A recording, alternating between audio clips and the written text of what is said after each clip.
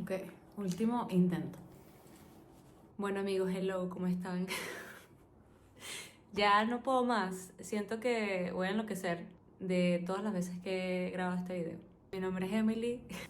No sé cómo hacer que esto salga natural porque me genera incomodidad el hecho de tener que presentarme. Entonces creo que esta va a ser mi introducción. Siempre termino cancelando el video. Ahí me está viendo el vecino.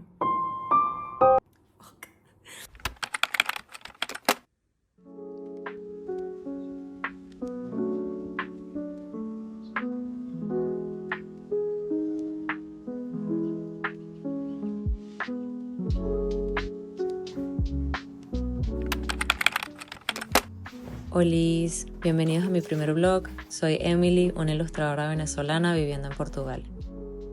Emigré de mi país entre el 2016 y 2017, unos años bastante caóticos para Venezuela. Como muchas personas, pasé por momentos muy duros estando lejos de mi familia, de mis amigos, de mi cultura y de todo lo que me resultaba familiar. Todo esto me llevó a atravesar una etapa de depresión que duró casi 2 años. Además estábamos atravesando una situación súper difícil, todos en el mundo en el 2020, y bueno, ¿quién no estaba deprimido? Es muy irónico porque a raíz de eso es que yo encontré la inspiración y la dirección que necesitaba tanto en mi vida como en mi arte. A mí siempre me ha interesado muchísimo la psicología, siempre me ha gustado profundizar en temas relacionados con las emociones, los sentimientos, la salud mental. Entonces el hecho de yo atravesar por un proceso emocional tan difícil solo despertó mi curiosidad y me hizo querer investigar. Yo me interesé muchísimo por aprender sobre cómo funcionaba este trastorno mental y lo hablé mucho con mi psicóloga porque es increíble lo mucho que pueden cambiar a una persona. Yo empecé a documentar todo esto, empecé a escribir mucho y empecé a crear personajes, narrativas cortas, historias sobre esto que me estaba pasando que no sabía cómo explicar, y hoy en día se ha convertido en mi primer proyecto personal. Ese es el motivo por el que he creado mi canal. Este año voy a autopublicar mi primera novela gráfica que documenta toda mi experiencia con la depresión. Es un cómic que mezcla la realidad con la ficción y que habla de la depresión de una manera honesta y real. Tengo mucho tiempo ya trabajando en ella, así que voy a empezar a documentar por la mitad, pero me da mucha ilusión que pueda ayudar a otras personas que como yo pasaron o están pasando por una depresión terrible a que todo sea un poco más llevadero.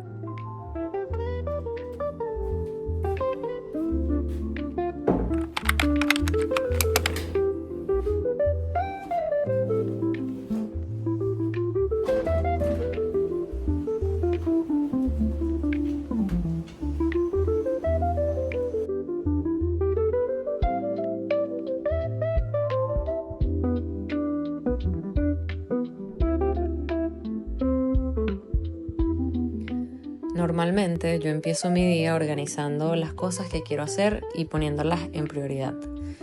Por ejemplo, hay veces que me toca revisitar una página que no terminé el día anterior o reescribir un texto que ya estaba escrito, pero ahora que estoy haciendo el sketch de la página y la ilustración no me convence, o me encuentro creando una nueva página que no había creado antes porque siento que es lo que le falta a la historia, o de repente entre dos páginas siento que el salto es muy abrupto y me toca meter una escena más, etc. Mi proceso con esto, la verdad, es un poco desorganizado. Es la primera vez que estoy trabajando en un cómic y en un proyecto tan grande como este, entonces he ido aprendiendo a medida que he ido trabajando en él. Y pues son cosas que van a ver. Me pasa mucho que estoy trabajando en varias páginas simultáneas a veces. Toca revisitar las páginas anteriores para ver qué hice, qué me hizo falta. Hay muchas cosas que voy a tocar en otros videos, pero también me ha tocado que de repente el trabajo que he hecho más reciente no se parece al trabajo que he hecho cuando inicié. Y los personajes en las primeras páginas que ilustré se ven muy diferentes ahora. No lo hago intencionalmente, siento que mi estilo ha ido evolucionando debido a la práctica y hay páginas que he hecho recientemente en donde las cosas se ven muchísimo más estilizadas, todo se ve muchísimo mejor, claro, pero de repente cuando la comparas con las primeras páginas que creé, no se parecen mucho, no hay muchísima armonía entre los personajes, como que pudiesen ser dos personajes o dos estilos completamente diferentes. Entonces me toca ser un poco cuidadosa con eso. Yo siento que como artista yo soy un poco camaleón, en el sentido que a veces sin darme cuenta yo absorbo fácilmente los estilos de artistas que me gustan e inconscientemente cuando dibujo, si no tengo una intención clara, cambio muy rápido mi estilo, o sea, como que me adapto muy rápido a las referencias que uso. Entonces, con referencias también soy cuidadosa. Como que tengo un montón de referencias, primero porque me ayuda a no enfocarme en un solo artista, cosa de que lo que sea que yo haga sea producto de un montón de artistas y no de uno, porque después se ve mucho la similitud, como que la influencia de ese artista en ti. Entonces, primero, tengo muchas referencias de muchos artistas diferentes que manejan eh, las novelas gráficas y el cómic de manera muy diferente y las veo una vez y luego las cierro para siempre. Esto es mentira. Siempre estoy viendo Pinterest, pero intento de que no sea algo que esté constantemente viendo, porque si no le estás diciendo a tu cerebro inconscientemente que esta es la manera en la que tú tienes que dibujar cuando no. Cuando una referencia es para que tú absorbas inteligentemente las cosas específicas que te gustan de ese artista y luego tú les interpretes. Que tú como artista hagas tu interpretación de eso que te gusta. Y yo muchas veces, pues por principiante, caí en el error de que tenía una referencia y eso me limitaba porque sentía que el resultado de el trabajo que yo estaba haciendo tenía que verse así y me impedía como que crear algo nuevo de eso. Nosotros como artistas tenemos una percepción que tenemos que dejarla también que sea libre, que evolucione sola y empezar a ver cómo es que nosotros hacemos cosas. Cuando somos principiantes copiamos mucho a otros artistas y eso está bien, eso es normal, eso es válido porque de esa manera aprendemos.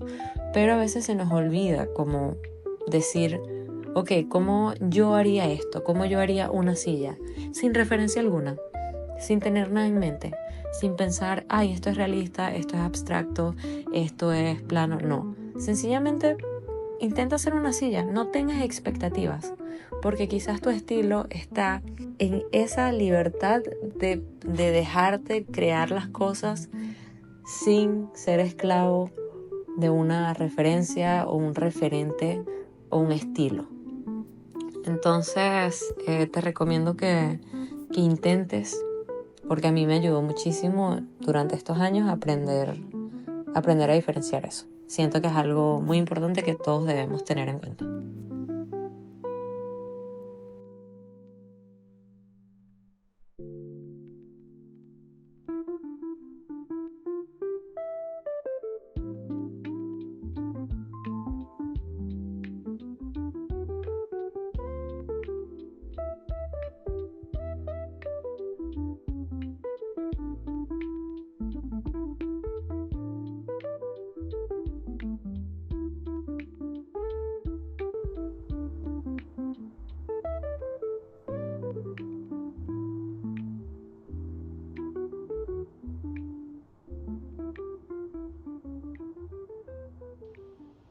Y bueno, les ofrezco aquí mi más humilde ejemplo.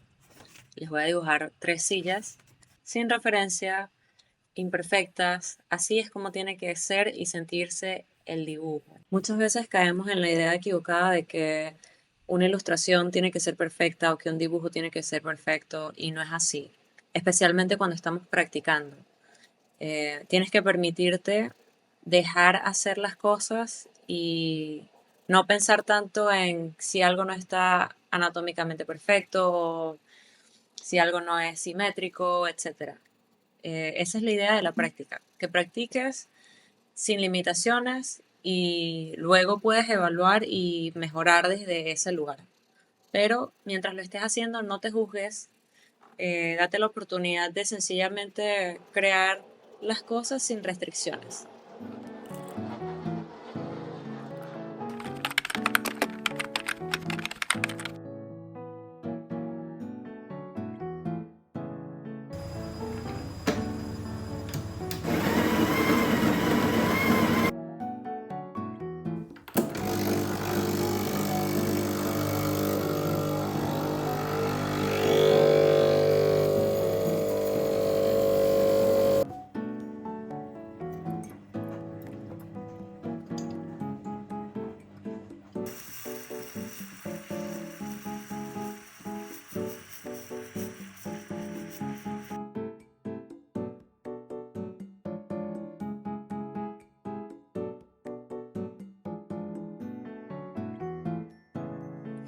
Bueno, eso es todo por hoy. Ahora me voy a sentar a terminar otra página que tengo pendiente, pero antes quería agradecerte por haber llegado hasta aquí. De verdad espero que te haya gustado el blog y que lo hayas disfrutado. Si le das like al video, muchísimas gracias. Eso me ayuda muchísimo, especialmente siendo este mi primer video. Y si decides suscribirte, también me haría muy feliz que me acompañes en esta aventura de terminar mi primera novela gráfica. Mi idea con este canal es no solo compartir mi proceso, sino también crear una pequeña comunidad en donde podamos inspirarnos, apoyarnos mutuamente en nuestros proyectos creativos, conectar. Y si tú también estás trabajando en tu propio proyecto, ya sea tu primera novela gráfica, un cómic, una ilustración o cualquier cosa creativa, me encantaría que me lo compartas en los comentarios. Gracias de nuevo por estar aquí y nos vemos en el próximo vlog. Chao.